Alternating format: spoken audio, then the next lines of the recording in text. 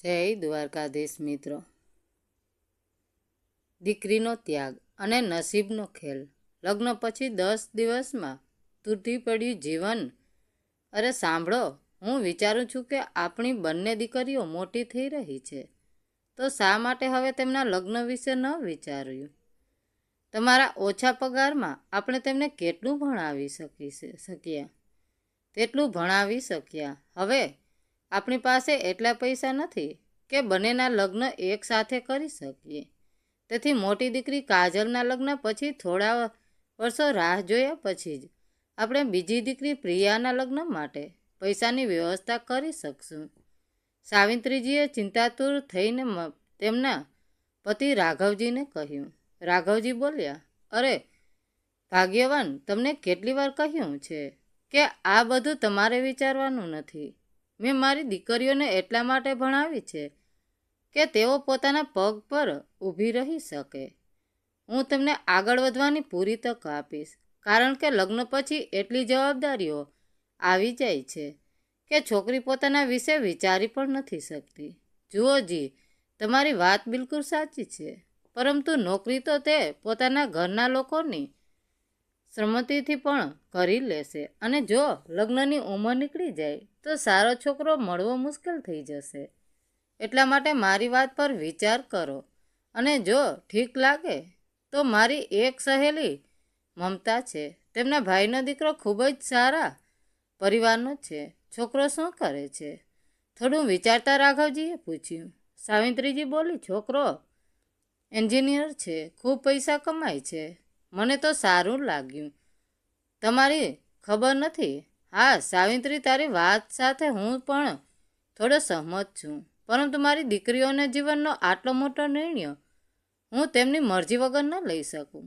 જો તમે સહમત હો તો ઠીક છે, આપણે સાંજે જ તેમની સાથે વાત કરી લઈશું, રાઘવજીએ કહ્યું. તો સાવિત્રીજીએ પણ ખુશી વ્યક્ત કરી અને રસોડામાં ચાલી ગઈ.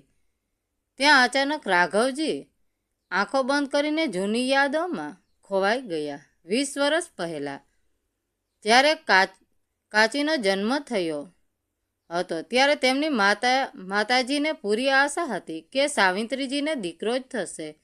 તેવું બધાને કહેતા ફરતા હતા કે મારી સાસુને પહેલો દીકરો થયો, મને પણ દીકરો થયો, અને હવે જોજો મારી વહુને પણ પહેલો દીકરો જ થશે. પરંતુ ભગવાનની મરજી આગળ કોનું ચાલે છે? જ્યારે કાજલનો જન્મ થયો ત્યારે માતાજી નિરાશ થઈ ગયા અને દબાયેલા અવાજે સાવિત્રીજીને કોસવાનું શરૂ પણ કરી દીધું. એક દિવસ પડોશમાં દાદીને બોલાવ્યા. અરે તાઈજી, ભૂલ તો આપણી હતી. આપણે એ પણ તો જોવું હતું કે આ પણ પોતાની માની પહેલી દીકરી છે. બસ એટલે જ એણે પણ પહેલી દીકરી થઈ ગઈ. સાવિત્રી તો બિચારી ચૂપ રહી, પરંતુ રાઘવજી એક દિવસ બોલી પડ્યા. અમ્મા, આ રાત દિવસ શું દીકરો દીકરો લગાવી રાખો છો? મારા માટે દીકરા અને દીકરીમાં કોઈ ફરક નથી, અને જ્યારે મને તેમના પાલન પોષણમાં કોઈ તકલીફ નથી પડતી, તો પછી તમે પણ પરેશાન ન થાવ. દીકરાનો ગુસ્સો જોઈને અમ્માજી ચૂપ થઈ ગયા અને કંઈ પણ કહેવાનું બંધ કરી દીધું. પરંતુ હવે એક નવી ધૂન સવાર થઈ ગઈ. હવે જિંદગી જ કેટલી બચી છે. જોજી, જીવતે જીવ ઘરનું ચિરાગ જોઈ લેતી તો સુકૂનથી મરતી. પણ અમ્મા, તમને થયું શું છે? રાઘવજી હસતા હસતા બોલ્યા. અરે બેટા, વૃદ્ધાવસ્થાનું શરીર છે, શું ખબર ભગવાન ક્યારે તેડું આવી જાય. ખેર, અમ્માની મુકરદાર ઉપરવાળાએ સાંભળી લીધી, અને એક દિવસ સાવિત્રીજીએ અમ્માને જણાવ્યું કે તે ફરીથી માં બનવાની છે. આ સાંભળીને અંબાજી ખૂબ જ ખુશ થઈ ગયા અને પાછલી બધી વાતો ભૂલીને સાવિત્રીનું ખૂબ ધ્યાન રાખવા લાગ્યા. આ વખતે પણ દીકરાની આશા હતી, પરંતુ સાવિત્રીજીને 7મો મહિનો તે ચાલતો હતો કે એક દિવસ અંબાજી બાથરૂમમાં લપસીને પડી ગયા. માથા પર એટલી જોરથી ચોટ લાગી કે 2 દિવસ સુધી બેભાન રહ્યા. પછી પણ હોશ ન આવ્યો અને તેઓ ભગવાનને વહાલા થઈ ગયા. રાઘવજી અને સાવિત્રીજીના દુઃખની તો કોઈ સીમા નહોતી. અંબાજીના જવાથી આખું ઘર સૂન થઈ ગયું. જેવા પણ હતા પણ ઘરની રોનક તો હતા. અંબાજી મનમાં પુત્રની આશ લઈને ચાલ્યા ગયા અને આ અફસોસ ક્યારેક સાવિત્રીજીને પણ હતો. ખેર, ભગવાનની મરજી આગળ કોનું ચાલે છે. 9 મહિના પૂરા થઈ ગયા અને એકવાર ફરી સાવિત્રીજીએ દીકરીને જન્મ આપ્યો. આ વખતે સાવિત્રીજીને પણ દીકરાની ચાંસ હતી, પરંતુ રાઘવજી પોતાના સિદ્ધાંતોના પાકા નીકળ્યા. તેમણે કહ્યું, બીજી પણ દીકરી થઈ ગઈ તો શું થઈ ગયું? હું દુનિયાને બતાવી દઈશ કે દીકરીઓ દીકરાઓથી ઓછી નથી હોતી. એક દિવસ જ્યારે તે પોતાના માતા પિતાનું નામ રોશન કરશે તો આખી દુનિયા કહેશે, જો કાજલ અને પ્રિયાના પપ્પાજી જઈ રહ્યા છે. બસ આ જ ભાવના સાથે રાઘવજીએ સાવિત્રીજીને કહી દીધું કે દીકરાની રાહમાં તેઓ ત્રીજી સંતાનને જન્મ નહીં આપે. સાવિત્રીજીએ પણ રાઘવજીની વાત પર સહમતિ આપી, કારણ કે તે પણ જાણતી હતી કે તેમની એટલી હેસિયત નથી કે 3 બાળકોનું સારી રીતે પાલન પોષણ કરી શકે. આ જ કારણે તેણે પણ પતિના નિર્ણયમાં સહમતિ આપી. આ રીતે એક માતા પિતાની જવાબદારીને જોતા રાઘવજી અને સાવિત્રીજીએ પોતાની દીકરીઓના પાલન પોષણમાં કોઈ કમી ન છોડી. બંને બહેનો ભણવાથી લઈને ઘરના કામકાજ સુધી દરેક કામમાં નિપુણ હતી અને જેટલી સુંદર હતી એટલો જ સુંદર એનો સ્વભાવ હતો. આજે સાવિત્રીજીએ પણ વાતો કહી તેમના ઘણી હદ સુધી સચ્ચાઈ હતી, કારણ કે સરસ પાલન પોષણ અને સારા શિક્ષણની ચાહમાં રાઘવજીનું બેક બેલેન્સ ખૂબ જ વધારે ન થઈ શક્યું. આમ પણ આજના સમયમાં તમારી મારી દીકરી ભલે ગમે તેટલી હોશિયાર હોય અને ભણેલી ગણેલી હોય, જ્યારે લગ્નની વાત આવે છે તો દહેજની સમસ્યા સૌથી પહેલા સામે આવે છે. સારો છોકરો જોઈને તો દહેજ પણ જોઈને લાખો કોશિશ કરી લો, પણ પહેલી દીકરીના લગ્નમાં એટલો ખર્ચ થઈ જાય છે કે બીજીના લગ્નમાં પહેલા 10 વાર વિચારવું પડે છે. સાવિત્રીએ સાચું કહ્યું હતું કે આજની કોશિશ કરીશું ત્યારે જ બંને દીકરીઓના લગ્ન યોગ્ય સમયે કરી શકશું. હજી રાઘવજી વિચારમાં જ ડૂબેલા હતા કે ત્યારે જ તેમની નાની દીકરી પ્રિયા આવી ગઈ. પપ્પા, ચાલો, મમ્મી બોલાવી રહી છે. ખાવાનું તૈયાર છે. હા બેટા, આવું છું, કહેતા રાઘવજી ઉઠીને ખાવાના ટેબલ પર આવીને બેસી ગયા અને કાજલને બોલ્યા, બેટા, ભણવાનું કેવું ચાલી રહ્યું છે? જી પપ્પા, ભણવાનું તો ઠીક ચાલી રહ્યું છે. બેટા, તારાથી એક સલાહ લેવી હતી. જી બોલો પપ્પા. જો બેટા, તારાથી તો કંઈ પણ છુપાવેલું નથી. મેં મારાથી બનતી મહેનત કરીને તમને બંનેનો સારી રીતે પાલન પોષણ કર્યું છે. તારો અભ્યાસ હજુ ચાલી રહ્યો છે અને ખબર નથી કે તે ક્યારે પૂરો થશે. એટલે જો તારી રજામંદી હોય તો અમે તારા લગ્ન કરવા માંગીએ છીએ. બેટા, તું ભણેલી ગણેલી છે અને જો સાસરીવાળા ઈચ્છે તો તને આગળ પણ ભણાવશે, પરંતુ જો તારા લગ્નમાં મોડું થઈ જશે તો પ્રિયાના લગ્ન પણ સમયસર નહીં થઈ શકે. એટલે જો તું કહે તો અમે તારા લગ્ન કરવા માંગીએ છીએ, પણ આ જોઈ જબરદસ્તી નથી. તું હા કહેશે તો જ અમે તારી આગળ વાત ધરાવશું. પોતાના પિતાની વાત સાંભળીને કાજલ પહેલાં તો થોડીવાર ચૂપ રહી, પછી ધીમેકથી બોલી, પપ્પાજી, જેવી તમારી મરજી, મને કોઈ વાંધો નથી. કાજલની વાત સાંભળીને સાવિત્રીજીની આંખોમાં તો ચમક આવી ગઈ, પરંતુ રાઘવજી જાણતા હતા કે કાજલ ખૂબ જ સમજદાર છે અને પોતાના માતા પિતાની પરિસ્થિતિને જોઈને તેણે હા પાડી છે. આગળ કોઈએ આ વિષય પર વાત ન કરી અને જમ્યા પછી બધા પોતપોતાના રૂમમાં કામમાં લાગ્યા અને કાજલ અને પ્રિયા પણ પોતાના રૂમમાં ચાલી ગઈ.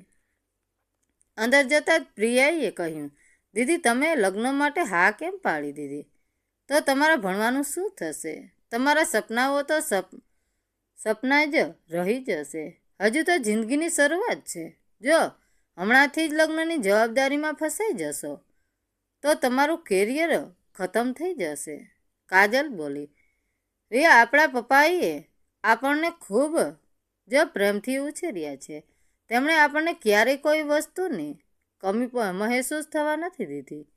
અને આજે જ્યારે તેઓ આપણા લગ્નને લઈને ચિંતિત છે, તો આપણે તેમની ચિંતાઓને વધારે ન વધારવી જોઈએ.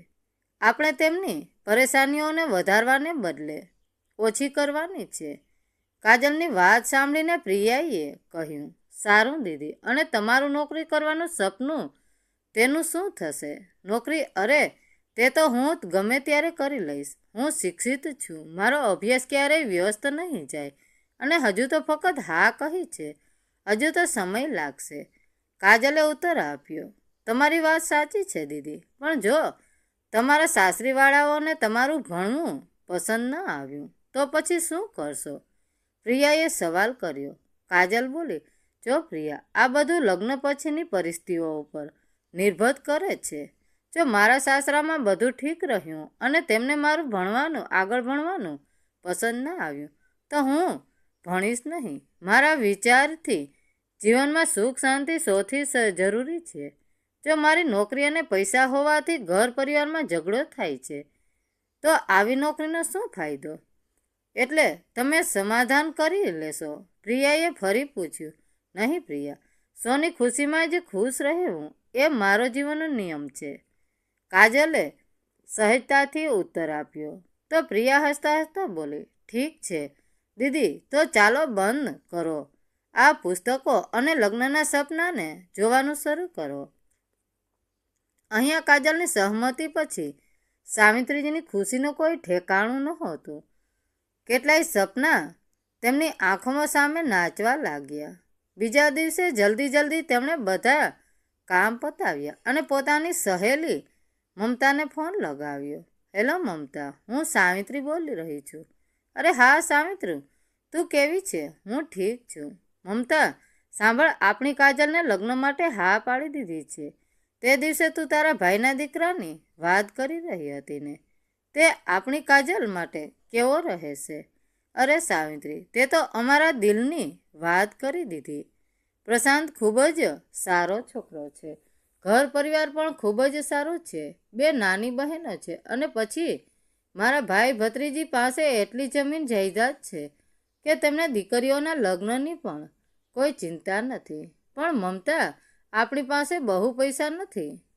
તું તો જાણે છે, કાજલના પપ્પાની એટલી સારી કમાણી નથી રહી. બાળકોને સારી રીતે ભણાવી દીધા. બસ થોડું ઘણું જે જમા કર્યું હતું તેમજ બંને દીકરીઓના લગ્ન પણ કરવાના છે. હા સાવિત્રી, મને બધી ખબર છે. એક વાત તો નીકળવા દે, પછી જોઈએ છીએ. બાકી મારા ભાભી પાસે એટલા પૈસા છે કે તેમને બસ એક સારી વહુ જોઈએ છે, મમતાએ કહ્યું. આ સાંભળીને સાવિત્રીજી ખુશ થઈ ગયા અને બોલ્યા, તો ઠીક છે, આજે જ વાત કરજે અને પછી જેવું પણ હોય મને જણાવજે. મારી ખૂબ ઈચ્છા છે કે કાજલના લગ્ન પ્રશાંત સાથે થઈ જાય. હા સાવિત્રી, હું પૂરી કોશિશ કરી અને પછી જોડીએ તો ઉતાવળો બનાવે છે. જો કાજલના નસીબમાં પ્રશાંત હશે તો આ લગ્ન જરૂર થશે. તું નિશ્ચિત રહે. ઠીક છે, હું તારા ફોનની રાહ જોઈશ. તે કહીને સાવિત્રીજીએ ફોન મૂકી દીધો અને મનોમન હાથ જોડીને ભગવાનને પ્રાર્થના કરવા લાગ્યા. હે મારા ભોલેનાથ, મારી પ્રાર્થના સાંભળી લેજો. પરંતુ જ્યારે 1-2 દિવસની વીતી ગયા અને મમતાનો ફોન ન આવ્યો તો સાવિત્રીજીને લાગ્યું કે કદાચ છોકરાવાળાઓએ ના પાડી દીધી. દરેક સમયે તેમના કાન ફોન અને ઘંટડી પર જ લાગેલા રહેતા. આખરે 5 દિવસ રાહ જોયા પછી મમતાજીનો ફોન આવી ગયો. હેલો સાવિત્રી, મેં ભાભી સાથે વાત કરી હતી. તેઓ આપણી કાજલને જોવા માંગે છે.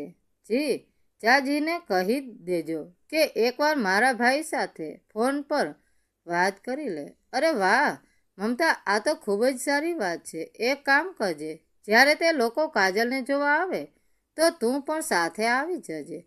જો તું સાથે રહીશ તો અમને પણ થોડી હિંમત મળશે. સાવિત્રીજી બોલ્યા, હા ઠીક છે સાવિત્રી, હું પણ ભાઈ ભાભી સાથે આવી જઈશ અને કાજલના લગ્ન પ્રશાંત સાથે થઈ જાય. એનાથી વધારે ખુશીની વાત મારા માટે શું હોઈ શકે? પણ હા, તું જીજાજીને કહી દેજે કે તેઓ જલ્દીથી વાત કરીને કાજલને જોવા દેખાડવાની તારીખ નક્કી કરી લે. ઠીક છે, આજે જ તેમને બોલું છું, કહીને સાવિત્રીજીએ ફોન મૂકી દીધો. બીજા જ દિવસે રાઘવજીએ મમતાના ભાઈ મહેશભાઈજી સાથે વાત કરી અને 2 દિવસ પછી કાજલને જોવા આવવાની વાત નક્કી થઈ ગઈ. સારી વાત એ હતી કે 2 દિવસ પછી પ્રશાંત પણ રજા પર આવી રહ્યો હતો. મહેશજી ઈચ્છતા હતા કે આ રજાઓમાં પ્રશાંત પણ કાજલને લઈને જોઈ લે અને જો તેમને કાજલ પસંદ આવી ગઈ તો પણ લગ્ન પણ જલ્દી કરાવી દેશે. ખેર 2 દિવસ પછી રાઘવજીના ઘરમાં જોરશોરથી તૈયારીઓ ચાલી રહી હતી. સાવિત્રીજીએ કહ્યું, અરે કાજલ, તું હજુ સુધી તૈયાર નથી થઈ? જા, સવારની કામમાં લાગી છે. તેઓ આવતા જઈ જશે અને મમ્મીજી, હું જેવી છું તેવી જ ઠીક છું. તેમને હું આ જ રૂમમાં પસંદ આવવી જોઈએ, કાજલે જવાબ આપ્યો. પ્રિયા પણ બોલી, હા મમ્મી, દીદી ઠીક કહી રહી છે અને પછી આપણને પણ છોકરો પસંદ આવવો જોઈએ ને. ચાલો વાત ન બનાવો અને બંને જઈને તૈયાર થઈ જાઓ. તમારા પપ્પાને મીઠાઈ અને સમોસા લેવા મોકલ્યા હતા.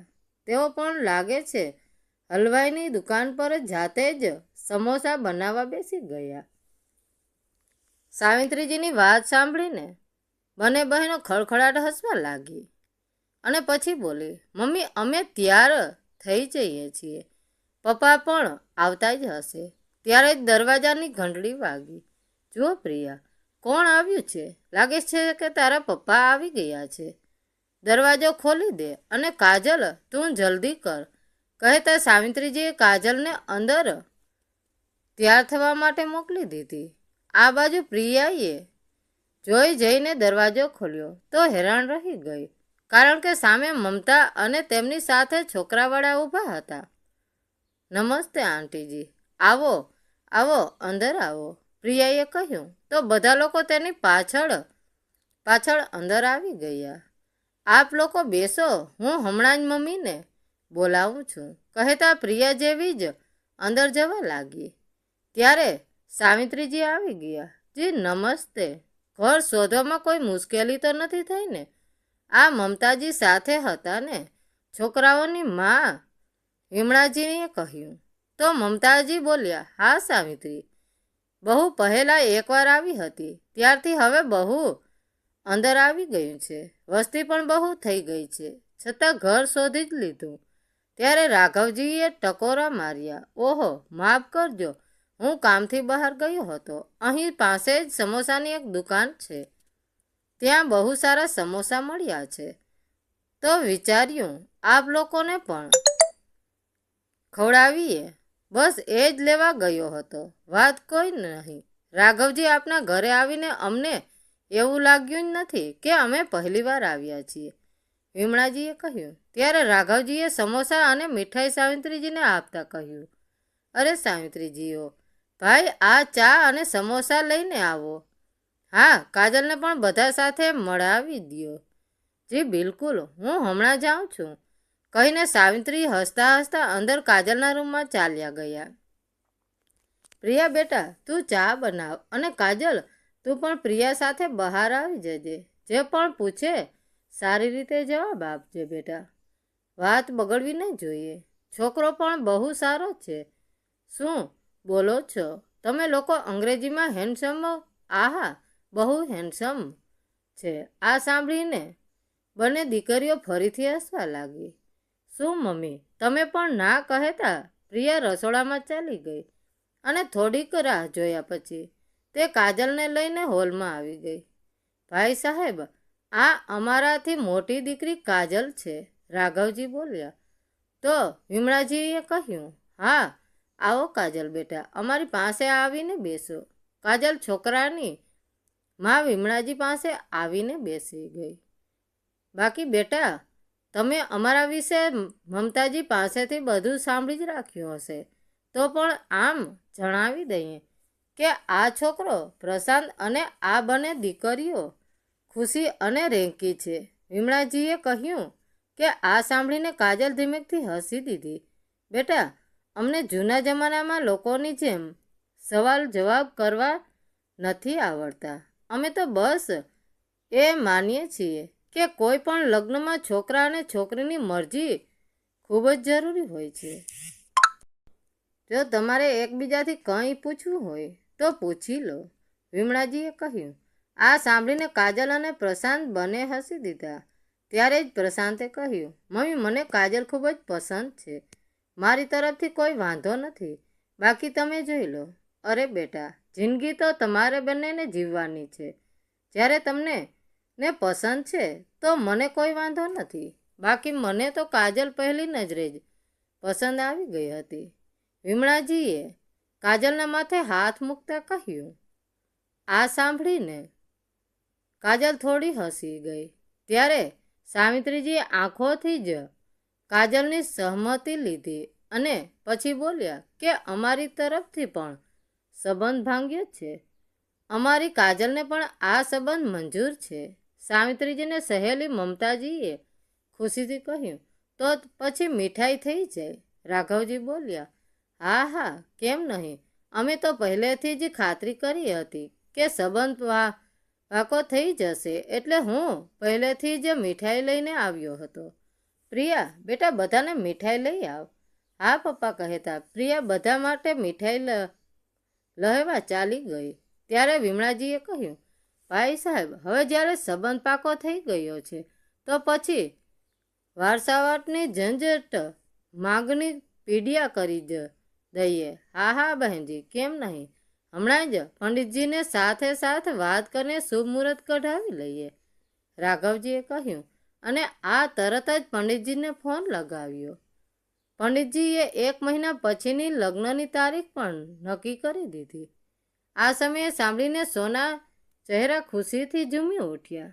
ઠીક છે ભાઈ સાહેબ, હવે અમે ચાલીએ છીએ. લગ્નની તૈયારીઓ જે કરવાની છે. હા, હાથ જોડાતા પ્રશાંતના પિતા મહેશજીએ કહ્યું અને ત્યારથી નીકળી ગયા. તેમના જતાં જ સાવિત્રીજીના પગ તો જમીન પર ટકી જ નહોતા રહ્યા. તેઓ વારંવાર ભગવાનને ધન્યવાદ કરી રહ્યા હતા. ખેર, બંને તરફથી લગ્નની તૈયારીઓ જોરશોરથી શરૂ થઈ ગઈ અને હવે એ દિવસ પણ આવી જ ગયો જેની સૌ રાહ જોઈ રહ્યા હતા. આજે રાઘવજીનું ઘર રોશનથી ઝગમગી રહ્યું હતું. સાવિત્રીજી તો ખુશીથી ફૂલી નહોતા રહ્યા, પરંતુ બિચારા રાઘવજી બધી વ્યવસ્થા એકલા કરતા પરેશાન થઈ ગયા હતા. તેમની એક એ જ કોશિશ હતી કે ક્યાંય કોઈ કમી ન રહી જાય. એવું ન હતું કે સગા સંબંધીઓ ન હતા, પરંતુ રાઘવજીએ બધી જવાબદારી જાતે સંભાળી રાખી હતી. કોઈની થોડીક પણ લાપરવાહીથી વાત બગડે એ તેમને મંજૂર ન હતું. ચાંદ દરવાજા પર આવી ગઈ હતી. દુલ્હન બનેલી કાજલ બેદ ખૂબસૂરત લાગી રહી હતી. ખેર, પૂરી વિધિના સાથે બંનેના લગ્ન સંપન્ન થઈ ગયા અને કાજલ વિદાય થઈને સાસરે આવી ગઈ. આખું ઘર સગા સંબંધીઓથી ખીચોખીચ ભરેલું હતું.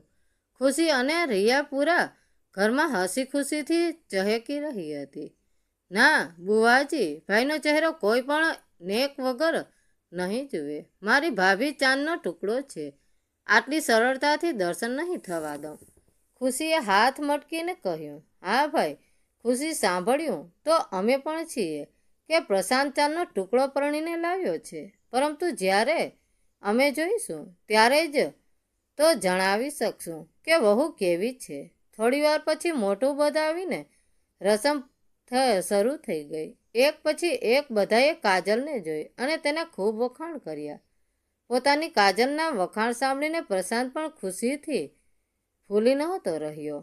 સમય રહ્યો. બીજા દિવસે પ્રશાંતે કાજલને કહ્યું, જો કાજલ, મારું ઘર, મારો પરિવાર બધું જ મેં તને સમર્પિત કર્યું છે. આ ઘરમાં તને ખૂબ પ્રેમ મળશે અને હું પણ તને વચન આપું છું કે તારી જિંદગીમાં ક્યારેય કોઈ દુઃખ નહીં આવવા દઉં. પરંતુ કાજલ, તારે પણ મારા ઘર પ્રત્યેની પોતાની જવાબદારીઓને પૂરી કરવામાં મારો પૂરો સાથ આપવો પડશે. કાજલે માથું હલાવતા કહ્યું, જી હા, દરેક પગલે હું આપનો અને આપના પરિવારને સાથ આપવા માટે તૈયાર છું. હું પણ આપને વચન આપું છું કે 7 ફેરાના 7 વચનો પૂરા માન, વચન અને કર્મથી નિભાવીશ. અને આપના પર વિશ્વાસ છે કાજલ, અને હું પણ તને વિશ્વાસ અપાવું છું કે તારા દરેક સુખ દુઃખમાં તું મને તારી પાસે પામીશ. મારા જીવનનું દરેક પગલું તારા પગલાં સાથે ઉઠશે અને આપણે સાથે મળીને આગળ વધીશું. જીવનનો આ સફર આપણે પ્રેમ અને વિશ્વાસ સાથે નક્કી કરીશું. પ્રશાંતે કહ્યું. તો બંને વાતો કરી રહ્યા હતા કે ત્યારે જ બહારથી વિમળાજીનો અવાજ આવ્યો. પ્રશાંત બેટા, તારી ફોઈ જઈ રહી છે, તેમને મૂકી આવ. હા માં, હમણાં જ આવ્યો, કહેતા પ્રશાંત બહાર ચાલ્યો ગયો. કાજલ અને પ્રશાંતને ખબર પણ ન પડી કે લગ્નના 10 દિવસ કેવી રીતે વીતી ગયા.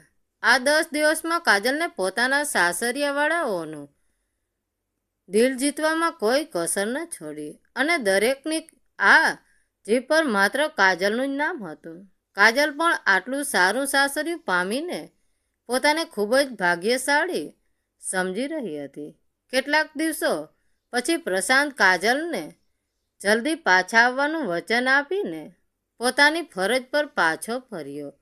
અહીં કાજલ પણ કેટલાક દિવસો માટે પોતાના ઘરે પાછી ફરી અને અહીંયા સાવિત્રીજી પોતાની લાડલીની આતુરતાથી રાહ જોઈ રહી હતી. પ્રિયા પોતાની પુસ્તકોમાં વ્યસ્ત હતી, પરંતુ તે પણ કાજલની રાહ જોઈ રહી હતી. ત્યારે જ દરવાજાની ઘંટડી વાગે. અરે પ્રિયા, લાગે છે કે કાજલ આવી ગઈ. આ સાંભળતા જ પ્રિયા દોડીને દરવાજો ખોલવા લાગી. સામે કાજલને જોઈને તે ખુશીથી ગળે લાગી ગઈ. કેમ કે દીદી, પ્રિયાએ આંખોમાં આંસુ ભરીને પૂછ્યું. હું ઠીક છું, તું કેમ છે?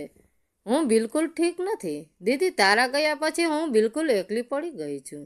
એમ કહેતા પ્રિયા ધ્રુસકે ધ્રુસકે રડી પડી. તેમને જોઈને સાવિત્રીજીની આંખોમાં પણ આંસુ આવી ગયા. અરે તમે લોકોએ આ શું કરી દીધું? દીકરી સાસરેથી પહેલીવાર ઘરે આવી છે તો તેની હસી ખુશીથી સ્વાગત કરો. રાઘવજીએ પ્રિયાના માથા પર હાથ ફેરવતા કહ્યું. કાજલ બેટા, તું નાહી ધોઈને તૈયાર થઈ જા, પછી આપણે સાથે મળીને જમશું અને ઘણી બધી વાતો કરીશું. આહા કાજલ, આજે મમ્મીએ તારા પ્રસંગની બધી વસ્તુઓ બનાવી છે. સવારથી જ રસોડામાં લાગેલી છીએ. રિયા હસતા હસતા બોલી તો કાજલ પણ હસી પડી. પિયરમાં રહેતા કાજલને ખૂબ જ ખબર જ ન પડી કે 1 મહિનો ક્યારે વીતી ગયો. એક દિવસ તેના સસરા મહેશજીએ તેમને લેવા આવી ગયા અને બધા ભાઈ સાહેબ કાજલ વગર ઘર સૂનું થઈ ગયું છે. તેના આવી જવાથી ઘરની દિવાલો પણ કાપવા દોડે છે. અહીં તો તે માત્ર 10 દિવસ જ રહી હતી, પરંતુ છતાં પણ અમને એમની આદત થઈ ગઈ. ખુશી અને રિંકી તો રોજ પોતાની મમ્મીને પૂછે છે કે ભાભી ક્યારે આવશે.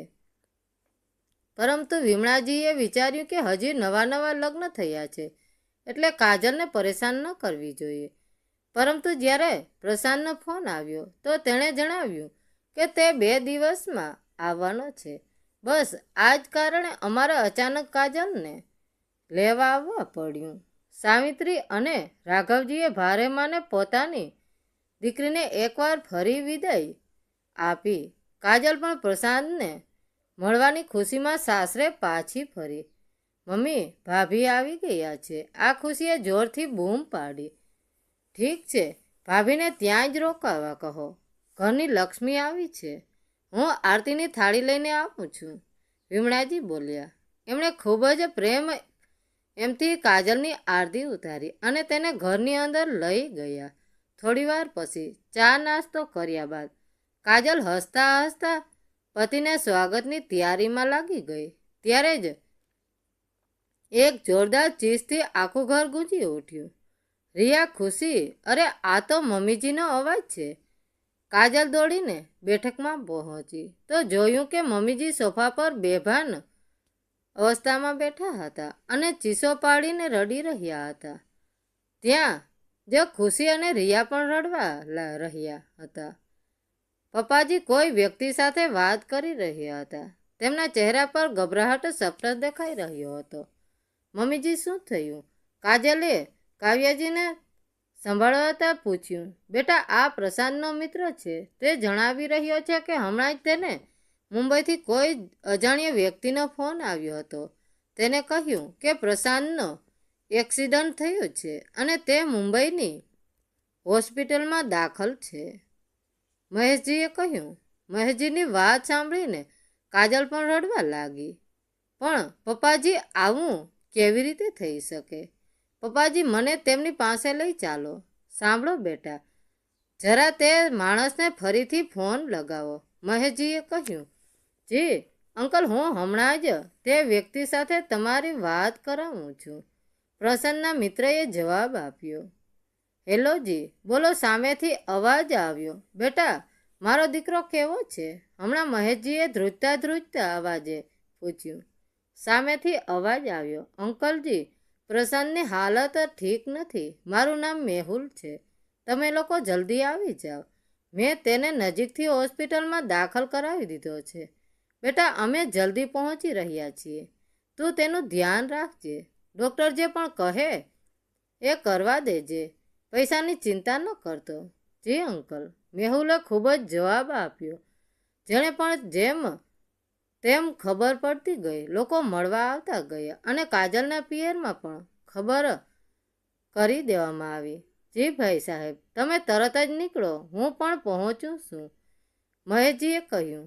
ત્યારબાદ બંને પરિવારો મુંબઈ માટે રવાના થઈ ગયા. જેવા તેઓ હોસ્પિટલે પહોંચ્યા, એક અજાણ્યા વ્યક્તિએ મહેશજીને બોલાવ્યા. અંકલજી, શું તમે પ્રશાંતના પિતા છો? હા બેટા. શું તું જીતે છે? મહેશજીએ પૂછ્યું. જી અંકલજી, ચાલો હું તમને તમારા દીકરા પાસે લઈ જાઉં, મેહુલે કહ્યું.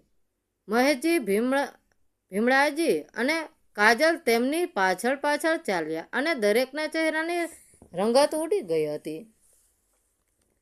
દિલ જોરથી ધડકી રહ્યું હતું. પગ હાથ નહોતા આપી રહ્યા.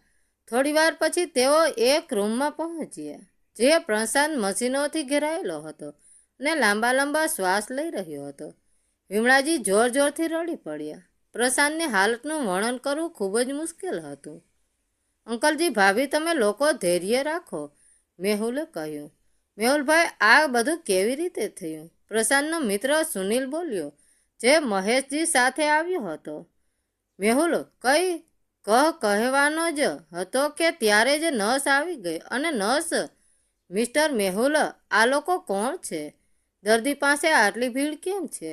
મેહુલ, સિસ્ટર, આ પ્રશાંતના માતા પિતા છે અને આ તેની પત્ની છે. નર્સે કાજલને ધ્યાનથી જોઈ અને પૂછ્યું, કેટલા દિવસ થયા છે લગ્નને? વિમળાજી ધીમેથી બોલ્યા. જી, હજી 1.5 મહિના પણ નથી થયો. તેમની આંખોમાંથી આંસુ રોકવાનું નામ નહોતું લઈ રહ્યા. નર્સ, મેહુલજી પાસે તમે મારી સાથે આવો. મારે તમારી સાથે થોડી વાત કરવી છે. મેહુલ નર્સની આગળ પાછળ ચાલ્યો ગયો. થોડી વાર આગળ જઈને નર્સ રોકાઈ ગઈ અને બોલી, મેહુલજી, મારી વાત માનો તો તમારી દર્દીને કોઈ બીજી મોટી હોસ્પિટલમાં બતાવો. આમ તો હોસ્પિટલ પ્રશાંત તમારાથી તરફથી મને આવી સલાહ આપવામાં આવવાનો કોઈ અધિકાર નથી, પરંતુ દર્દીની હાલત અને તે માસૂમ છોકરીને જોઈને હું તમને આ સલાહ આપી રહી છું.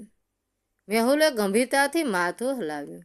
ઠીક છે સિસ્ટર, હું પ્રશાંતના માતા પિતા સાથે આ વિશે હમણાં જ વાત કરું છું.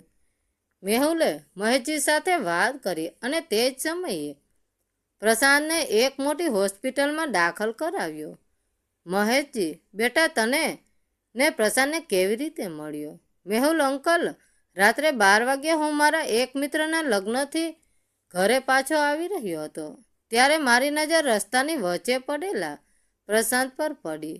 પહેલાં તો મેં વિચાર્યું કે કોઈ દારૂ પીને રસ્તા પર પડ્યો હશે, એટલે ઉપાડીને એક રસ્તા આ તરફ કરી દઉં, પરંતુ જ્યારે નજીક જઈને જોયું તો સમજાયું કે આ પ્રશાંત છે અને એ તેનું એક્સિડન્ટ થયું છે.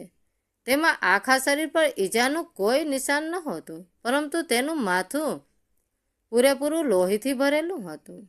અકસ્માત ઘણીવાર પહેલાં થયો હતો, પરંતુ અંકલજી, મને લાગ્યું કે તેમાં હજી પણ જીવ છે. બસ પછી શું હતું, મેં તરત જ મારા મિત્રને મદદથી તેને હોસ્પિટલમાં દાખલ કરાવ્યો. તેના ખિસ્સામાંથી આ પાકીટ અને ફોન કાઢ્યો. મેં જોયા વગર તેમાં રહેલો 1 નંબર લગાવ્યો અને પછી મારી સુનિલ સાથે વાત થઈ. આગળની વાત તો તમને ખબર છે અંકલજી. મહેશજીને, બેટા, તું મારા માટે કોઈ ભગવાનથી ઓછો નથી. વિમળાજી રડતા કે બેટા, ખરેખર જો તું ન હોત તો ન જાણે શું થાત. મેહુલ, નહીં આંટીજી, એવું ન કહો. બસ ભગવાનનો આભાર માનો કે તેમણે મને સાચા સમયે ત્યાં પહોંચાડી દીધો. આ બાજુ કાજલ, જ્યારથી કાજલ પ્રશાંતને મળી હતી તે એકવાર પણ તેની પાસેથી ખસી ન હતી. ન કોઈની પાસે કંઈ બોલી રહી હતી, ન ખાવા પીવાની શ્રદ્ધા હતી. બસ આંખોમાંથી આંસુ સતત વહી રહ્યા હતા. 10 દિવસ વીતી ગયા હતા, પરંતુ પ્રશાંતની હાલતમાં કોઈ સુધાર નહોતો. કાજલ બેટા, જો તું તારું ધ્યાન નહીં રાખીશ તો વિમળાજીને કોણ સંભાળશે? સાવિત્રીજીએ સમજાવવાની કોશિશ કરી. કાજલ રડતા રડતા, મમ્મી, તેમના વગર હું મરી જઈશ. ભગવાનજીને કહો કે તેઓ પ્રશાંતને ઠીક કરી દે. કાજલ સતત રડી રહી હતી. સાવિત્રીજી તેને સાંત્વના આપતા બોલ્યા કે વહુ બેટું, બધું ઠીક થઈ જશે. બેટા, ભગવાન ક્યારેય કોઈની સાથે ખરાબ નથી કરતા. પાસે બેઠેલી વિમળાજી બંનેની વાતો સાંભળી રહી હતી.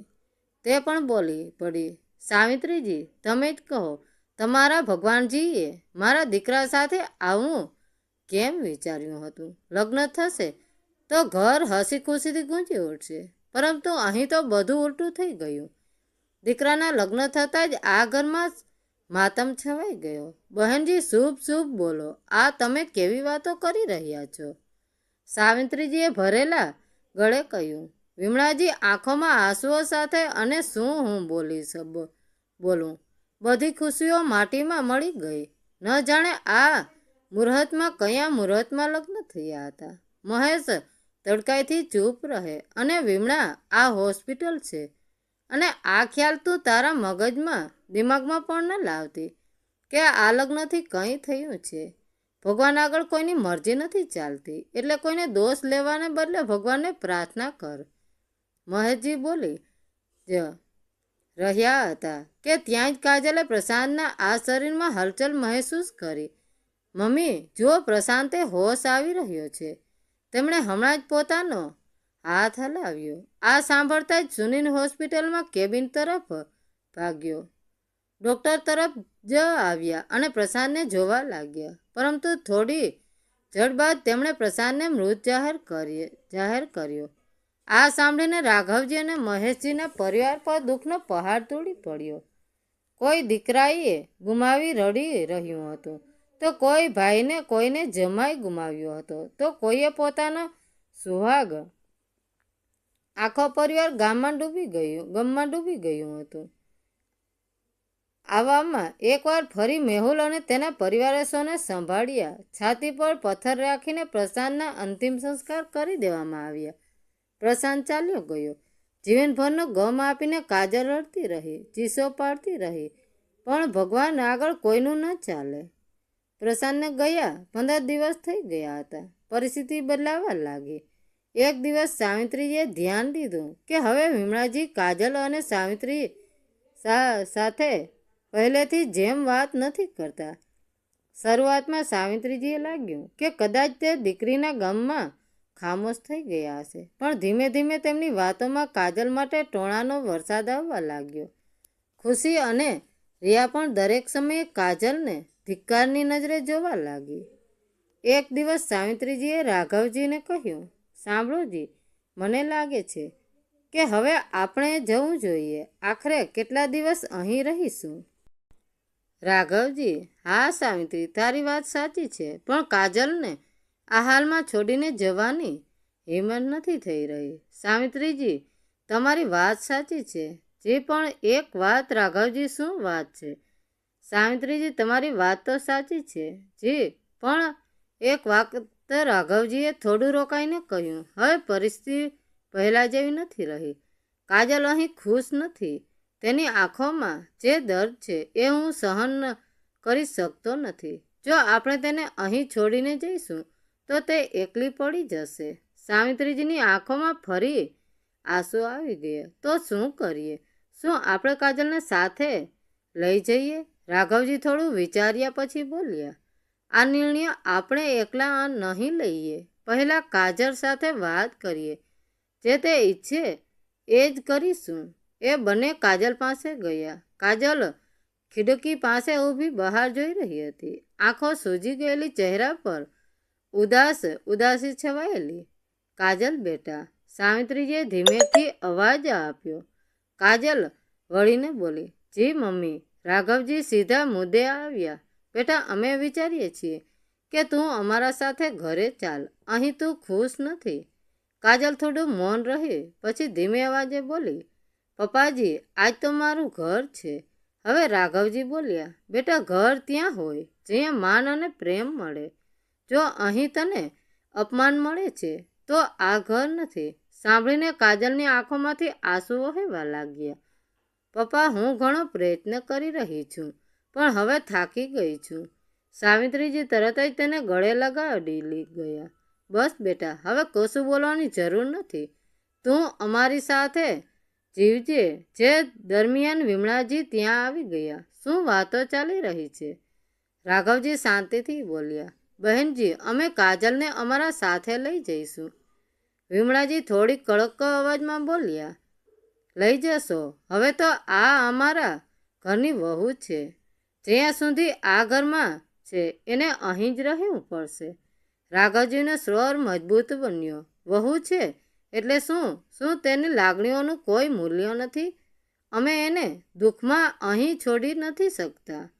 મહેશજી પણ ત્યાં આવી ગયા અને પરિસ્થિતિ સમજી ગયા. તેમણે ધીમેથી કહ્યું, રાઘવજી, જો કાજલ જવા માગે છે તો તેને રોકવાનું યોગ્ય નથી. વિમળાજી થોડું ગુસ્સે થઈ ગયા. તમે પણ હવે એને સાથ આપો છો. મહેશજી બોલ્યા, વિમળા, હવે પરિસ્થિતિ સમજ. દીકરો ગયો, પણ એ છોકરીનો શું દોષ? અને દોષ આપીને આપણે શું મેળવીશું? વિમળાજી ચૂપ થઈ ગયા. કાજલ ધીમેથી બોલી, મમ્મીજી, મેં હંમેશા આ ઘરને મારું માન્યું, પણ હવે હું થોડી વાર માટે પિયરમાં જવા માગું છું. થોડીક ક્ષણ માટે શાંતિ છવાઈ ગઈ. પછી મહેશજીએ કહ્યું, જા બેટા, જ્યારે પણ મન થાય પાછી આવી જજે. આ ઘર તારું જ છે. આ સાંભળીને કાજલ રડી પડી. તે પોતાના માતા પિતાની સાથે ઘરે આવી ગઈ. સમય ધીમે ધીમે પસાર થવા લાગી ગયો. શરૂઆતના દિવસો ખૂબ મુશ્કેલ હતા. કાજલ શાંત રહેતી, કોઈ સાથે વાત ન કરતી, પરંતુ પ્રિયા હંમેશા તેની સાથે રહેતી. એક દિવસ પ્રિયાએ કહ્યું, દીદી, તું ફરીથી ભણવાનું શરૂ કર. તું તો કહેતી હતી કે તારો અભ્યાસ ક્યારેય વ્યર્થ નહીં જાય. કાજલ પહેલાં તો ચૂપ રહી, પછી ધીમે ધીમે બોલી, શું હું ફરીથી શરૂઆત કરી શકું? રાઘવજી બોલ્યા, શા માટે નહીં? જીવન અહીં પૂરું નથી થતું બેટા. આ તો નવી શરૂઆત છે. સાવિત્રીજીએ પણ હિંમત આપી. હા બેટા, તું ફરીથી ઊભી થા અને તારા સાથે છીએ. આ શબ્દો એ કાજલને નવી શક્તિ આપી. તે ફરીથી અભ્યાસમાં લાગી ગઈ. થોડા સમયમાં તેને એક સારી નોકરી મેળવી લીધી. હવે તે આત્મનિર્ભર બની ગઈ. એક દિવસ કાજલ ઓફિસમાંથી ઘરે આવી રહી હતી ત્યારે તે આકાશ તરફ જોઈને ધીમેથી બોલી, પ્રશાંત, મેં તને આપેલું વચન નિભાવ્યું છે. હું આગળ વધી રહી છું. તેના ચહેરા પર હળવી શ્રીમત આવી. સમયે બધું બદલાવી દીધું. દુઃખ ધીમે ધીમે સ્મૃતિમાં બદલાઈ ગયું અને કાજલ ફરીથી જીવન જીવવા શીખી ગઈ. જીવનમાં દુઃખ આવે છે તો પણ અટકીને જવું નહીં. દરેક અંત પછી એક નવી શરૂઆત છુપાયેલી હોય છે. હિંમત અને આત્મવિશ્વાસ સાથે આગળ વધનાર જ સાચા અર્થમાં જ જીવન જીવી શકે છે. મિત્રો, વાર્તા કેવી લાગી? સારી લાગી હોય તો કોમેન્ટ કરીને જરૂર જણાવજો. ધન્યવાદ મિત્રો. રાધે રાધે. જય દ્વારકાધીશ.